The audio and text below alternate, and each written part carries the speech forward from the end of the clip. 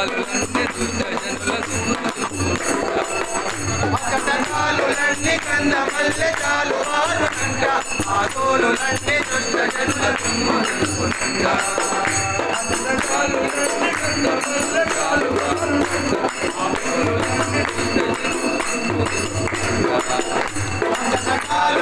కంద మల్లె చాలు ఆరునంట ఆతోలులన్నీ దుష్ట జనుల తుమ్ముకుంట